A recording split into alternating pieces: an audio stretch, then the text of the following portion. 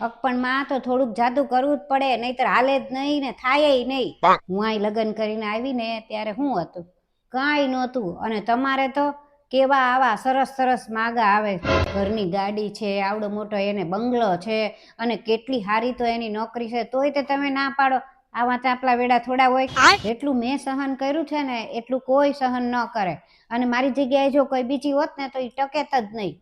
હું લગ્ન કરીને આવીને તે હાવ નાની એવી ઓયડીમાં રહેતા હતા, તોય અમે બધું હલાવતા હતા. ને તમારે તો આવા સરસ સરસ માગા આવે તોય તે તમે ના પાડો. હું લગ્ન કરીને આવીને ત્યારે તો કેટલા હતા ખબર છે ઘરમાં? 15 થી 20 જણા. દેરિયા જેઠિયા, એના છોકરાઓ, નણંદુ એના છોકરાઓ. અને તમારે તો કેવું સારું, આ એક ને એક જ છે, તોય તે તમને આવું બધું.